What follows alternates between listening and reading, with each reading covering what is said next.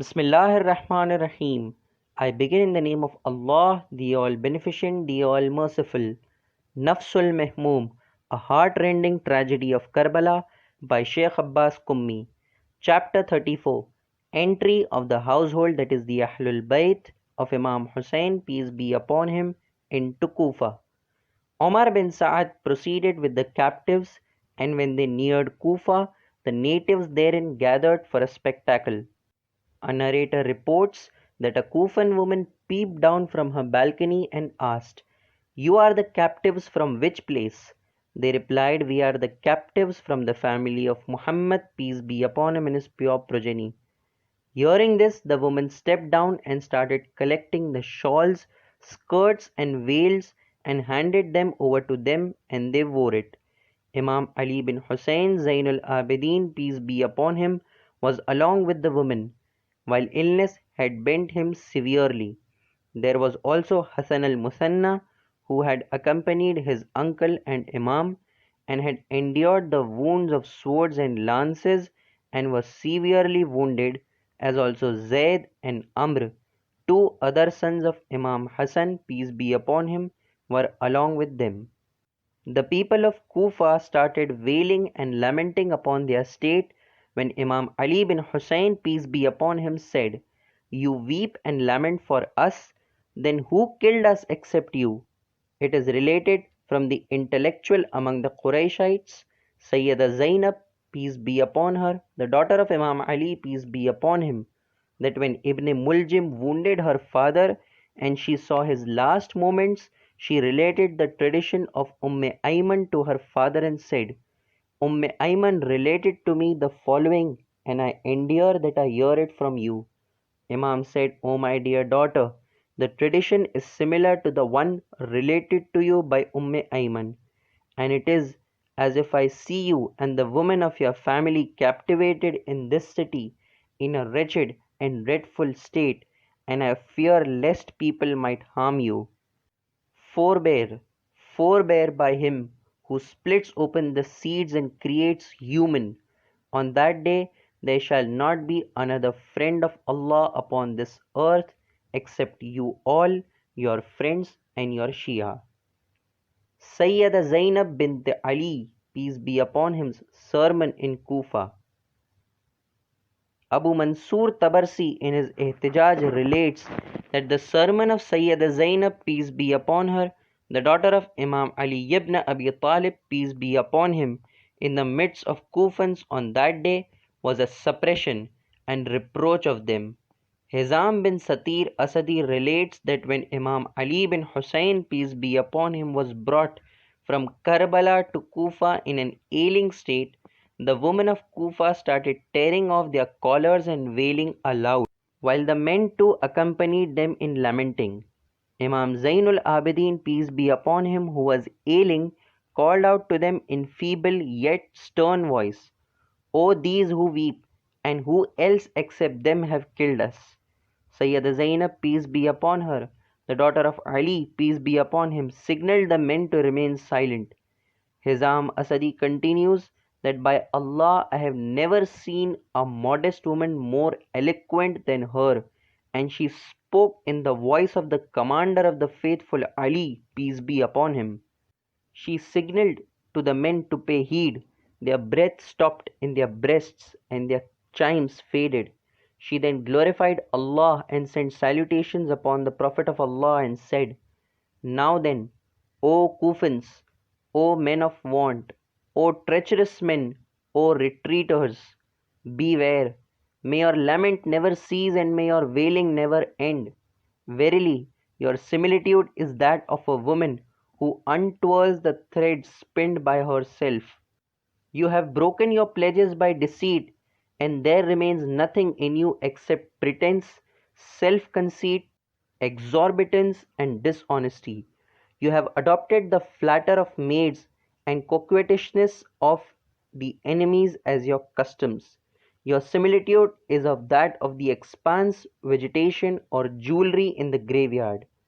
Beware, what an evil have you brought forth for yourselves that has invited Allah's wrath upon you, and you have earned a place of fury in the hereafter. You weep for my brother? Verily, yes, by Allah, you should weep, for you deserve it. Weep abundantly and laugh less. Thus you are tainted with disgrace and trapped in contempt that you shall never be able to wash off. How will you wash off the blood of the son of the seal of prophethood and the mine of apostleship from yourselves, who was the master of the youth of paradise, the general of the battlefield, and an asylum of your group? He was a residence of repose for you and your well being. He healed your wounds and safeguarded you against whatever evil came towards you. You approached him when you quarreled among yourselves. He was your best counsel and you relied upon him, and he was a lantern of your path.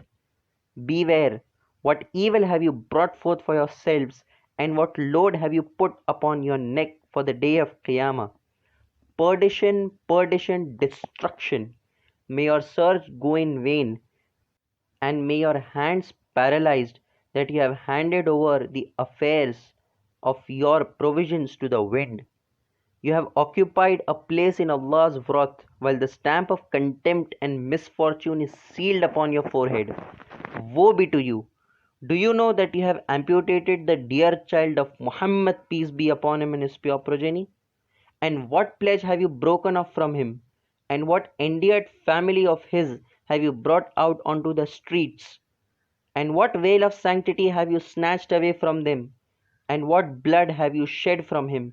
What an awry thing have you brought forth, that it is likely that the heavens would fall down and the earth would disperse, while the mountains would crumble down as much as the fill of the earth and the heavens. The bride of your affairs is hairless, unfamiliar, indecent, blind, ugly, and sullen. You wonder why the heavens rain blood? The chastisement of the hereafter is more disgraceful, and there will be no helper. Let not this respite make you frivolous, for none has the power to anticipate upon Allah, the mighty, the sublime, and seeking vengeance does not lapse from him. No, not at all. Your Lord is in ambush for you. Then she recited the following elegies. What will you reply when the Prophet shall ask you, how did you fare while you were the last nation, with my progeny and my children, the noble ones, that some of them are captivated and some drenched in their blood? This is not the recompense regarding which I advised you, with which you treated my near ones. I fear that a wrath similar to the people of Iram might descend upon you. Saying this, she turned her face away from them. Iram, a city built by Shaddad, a claimant of godhead, as a challenge to paradise, while exhausting all his resources, but he himself could not have a glance at it, and death overtook him at the door. The people of that city were called the people of Ad, who were the people of Arab antiquity. They were powerful and possessed a tall stature. They became proud of their strength and power, and thus rebelled against Allah's laws and were persistent in their arrogance and disbelief.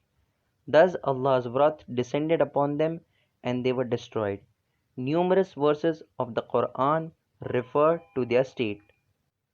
Hizam says that I saw that all the men wandered away and were deeply remorseful. An old man standing beside me wept bitterly until his beard was soaked with his tears. He held up his hands towards the heavens and said, May my parents be ransom upon those whose elders, youth, and women are the chosen ones among all elders, youth, and women. Their family is respectful and their grace eminent. Then he said, Theirs are the best of elders and the best progeny. And when tomorrow the progenies are taken into account, theirs will not be from among the ruined and damned ones.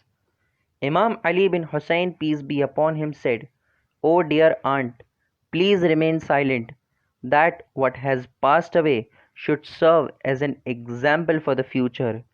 You, praise be to Allah, are an intellectual without having been trained, and are knowledgeable who needs none to make her understand. Verily, lamenting and wailing would not return back those who have passed away.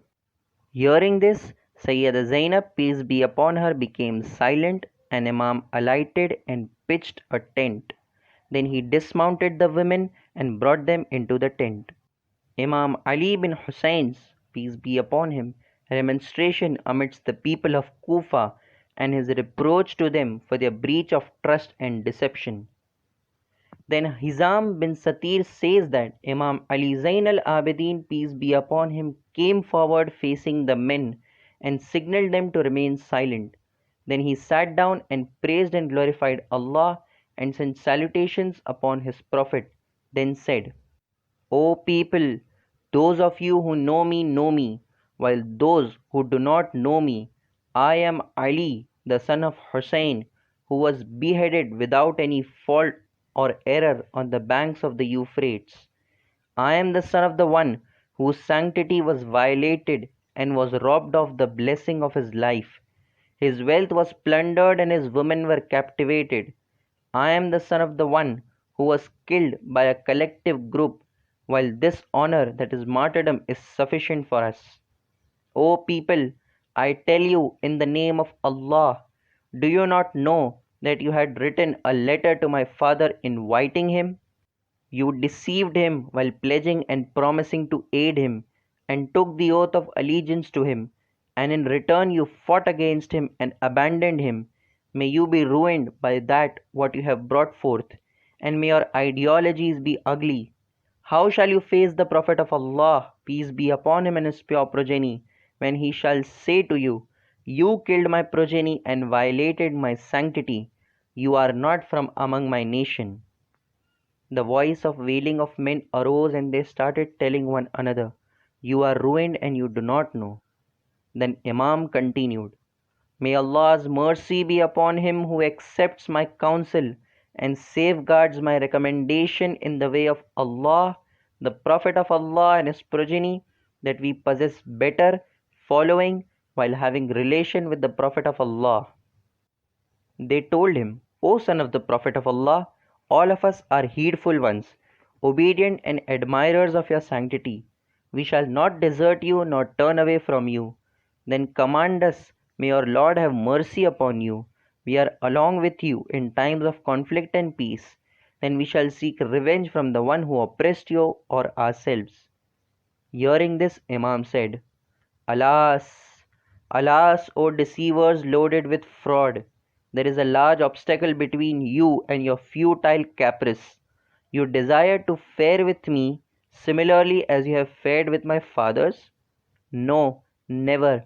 By the Lord of the joyous camels of the pilgrims, the deep wounds of the martyrdom of my father and my family have not yet healed.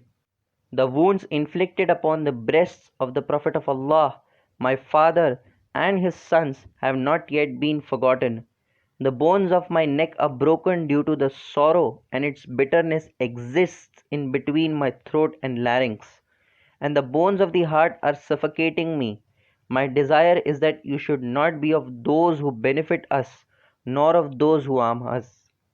Then he said, No wonder that Hussein is killed, similar to his father who was better and greater than him. O Kufans, do not rejoice upon this affliction of ours, which is a great affliction, who has been lying martyred on the bank of Euphrates. May my life be his ransom, while the retribution for his murder shall be the fire of hell.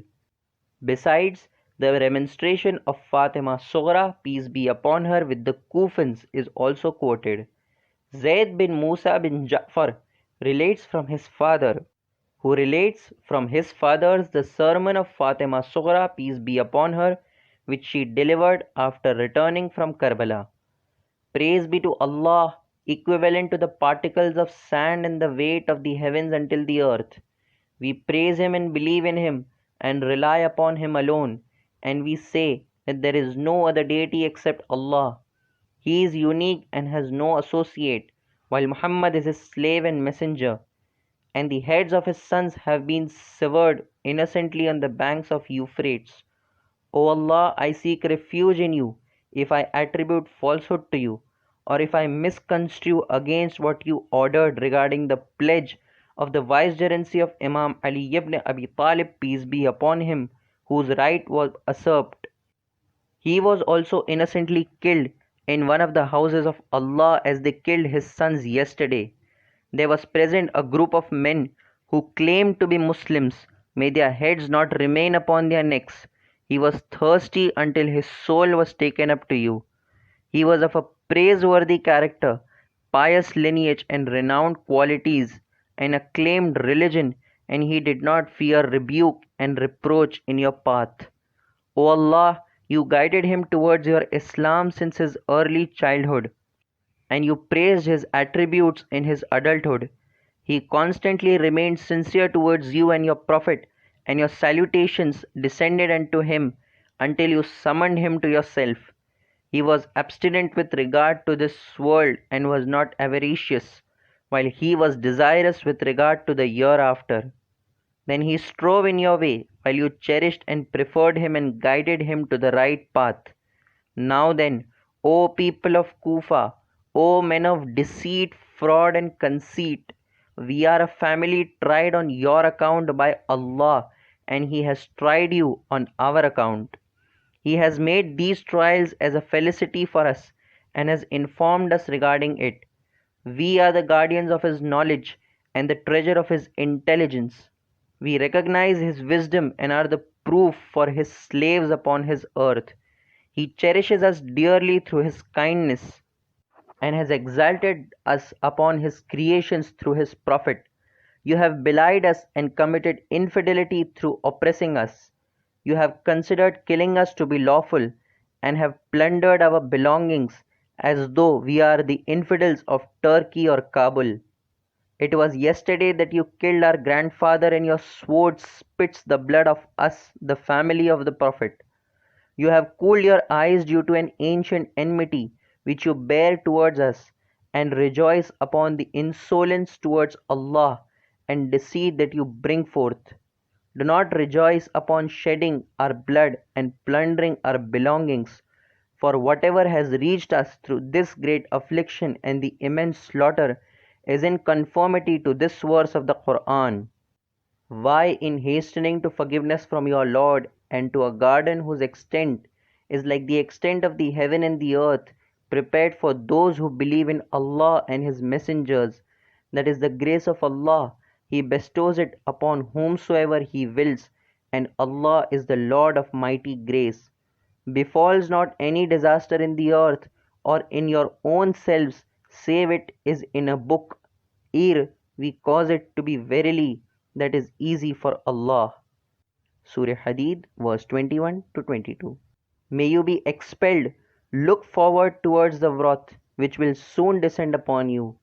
The vengeance of the heavens will descend upon you successively and erode, or He, that is Allah, should involve you in confusion, in party dissensions, and make some of you taste the fighting of the other. Surah An'am, verse 65. She continued, then due to the oppression that you have committed upon us, you shall remain everlasting in the fierce wrath in Qiyamah. Beware, curse of Allah be upon the oppressors. Woe be to you. Do you know and do you understand with what hands did you aim the lances at us? With what souls did you come to fight us? With what feet did you proceed for a combat with us?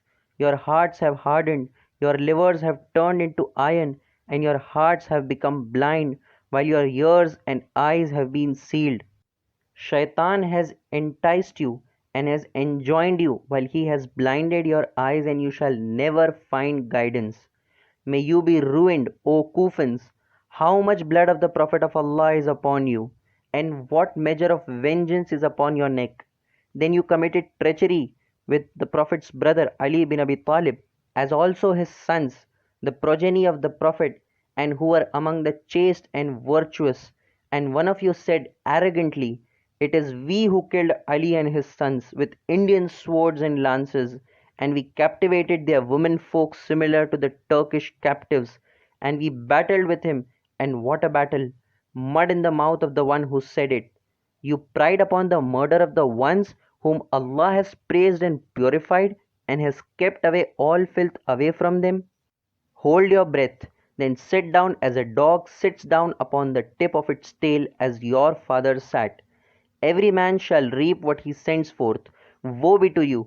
You envied us due to the grace that Allah bestowed upon us. What is our fault in it if our river is full of abundant water, while the water of your river has dried up, that cannot even hide a worm? That is the grace of Allah. He bestows it upon whomsoever He wills, and Allah is the Lord of mighty grace. The Holy Quran, Surah Hadid, verse 21. Unto whomsoever Allah gives not light, there is not for him anything of light. The Holy Quran, Surah Nur, verse 40.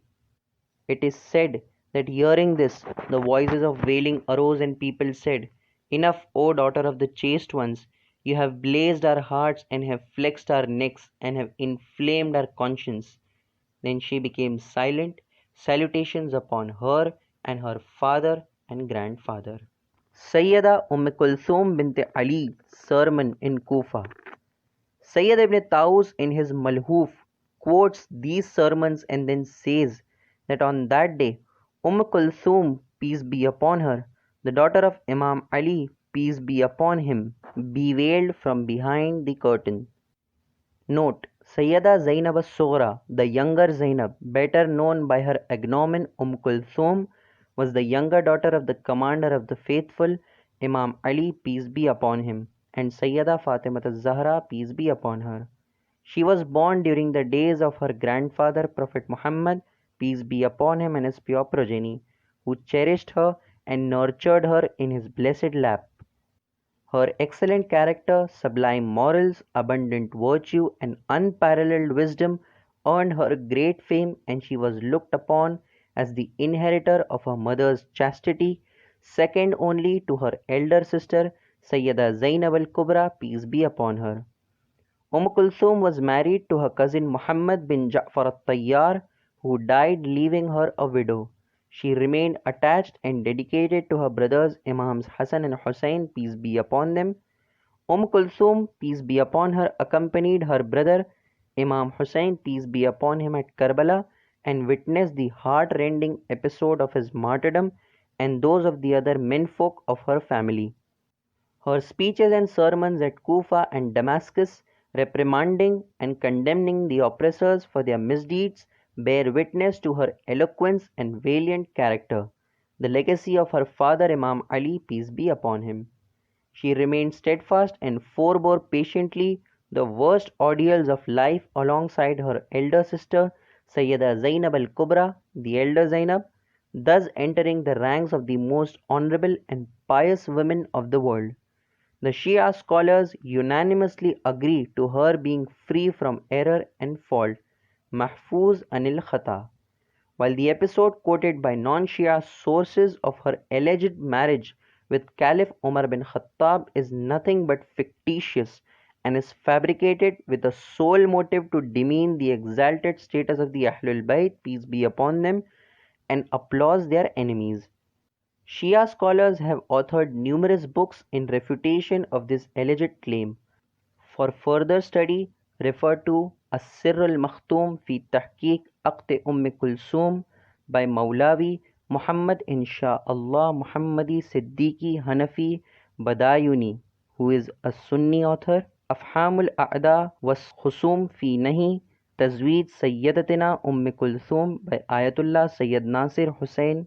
Kanz Maktoum fi Hal Aqd Kulthum by Fakrul Hukama Sayyid Ali Azhar, a treatise by Ayatollah Sheikh Muhammad Jawad Balaghi, etc. Also refer to the renowned fatwa of Ayatollah al-Uzama Sayyid Shihabuddin Mar'ashi Najafi refuting the claim. Sayyida Kulthum, peace be upon her, died in Damascus and lies buried in the renowned graveyard of Bab-e-Saghir opposite her niece Sayyida Sakina, peace be upon her, the daughter of Imam Hussein, peace be upon him. May Allah's abundant peace and blessings be showered upon her and her exalted family. Kulthum, peace be upon her, sermon in Kufa. O Kufans, may you face evil. Why did you refrain yourselves from rendering assistance to Hussein? Why did you kill him? Why did you plunder his belongings and become its possessors? Why did you imprison his womenfolk and suppress him? May you be ruined and uprooted. Woe be to you! Do you know what you have brought forth? And do you know what load of sin have you taken upon your backs? And what blood have you shed? And which women folk have you taken as captives? And what children have you looted? And what belongings have you plundered?